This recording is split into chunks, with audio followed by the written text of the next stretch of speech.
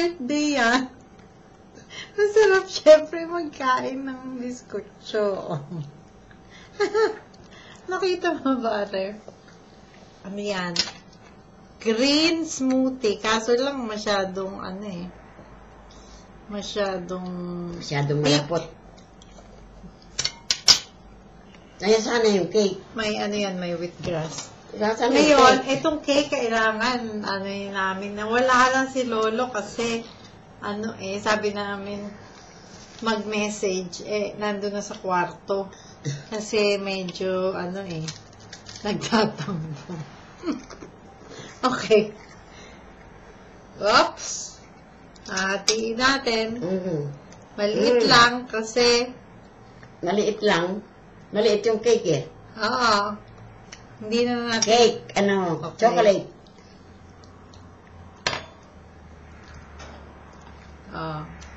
Yun na.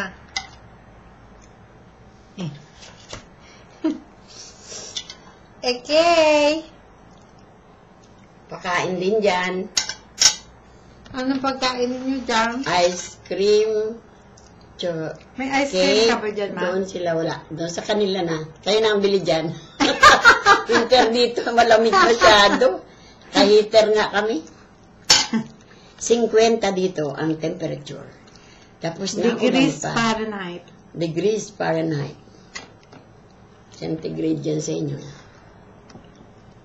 Winter. Nag-umpisa na ng winter dito. Mula nakahapon. Tapos, kwentuhan mo sila nung punta nyo ka na Norway. Kasama sa pag-anak yung asawa, kapatid. Ibig ko sabihin sa loob ng... Sa loob. Kasama sa pag-push, sa pag-iri. Katulong sila sa pag-iri. Ay, nako. Pagkatapos, si Owen ay normal. Tapos si Bon galing sa field, nagtrabaho. Pagdating niya, diretso sa ospital. Pagkatapos, first night sa ospital, hindi sila pinatulog. Nag-iyak. Kasi nung umaga, tulog. Kinabukasan, hindi pa kami lola natutulog pareho. Bakit?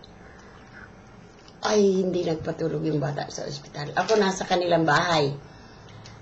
Lumabas ako sa pinto, hindi ko naman nilate. Tapos, ay wala kaming kasama. Mabuti, yung cellphone ko nasa bulsa ng pajama ko. Ay, ginaw na, umpisa na ng winter. Tinawagan ko si Bon, yung asawa. Lola, hindi pa kami natutulog. O sige, pupuntahan ka namin dito. Ay, nako, may picture mula sa pag-iri. Hanggang pag-alis namin doon, ganon dito. Libre ang supply ng bata.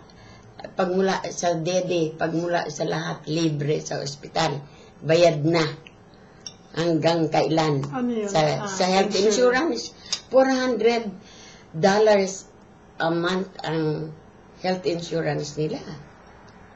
Buwan-buwan yun kahit hindi ka magkasakit. Ibig mo sabihin, binabayaran nila? Yes. Kaya mahal dito.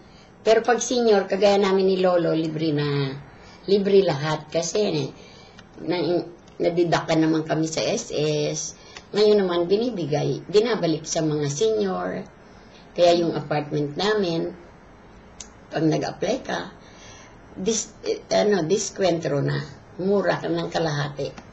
So, nag-apply na ako ng sari-sari. May tatanggapin na si Lolo Bal ngayong January. Ng SS ko kasi dependent ko siya, kalahati. O pagkatapos may mga etc. Nag-apply na kami. Ititingnan natin ang ni Lola ang kanyang bahay. Ika muna.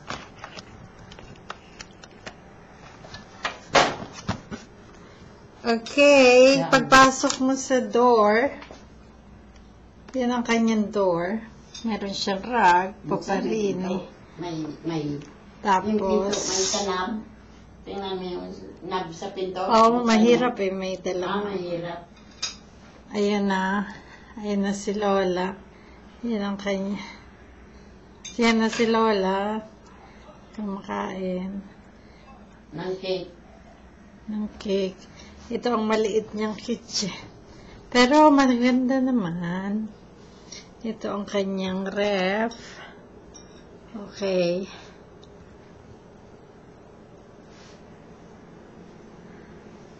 Ganun lang. Tapos, dito ang kanyang bedroom. Ganda naman ang bedroom. Ando si Lolo. Meron siyang maliit na lamp doon. Nandun ang kanyang mga things na pag nagbabasa siya. Tapos, may television din sila dito. Okay. Meron din silang paglabas mo sa nila, bedroom, may bathroom naman din eh. Yun. Bathroom, may bath.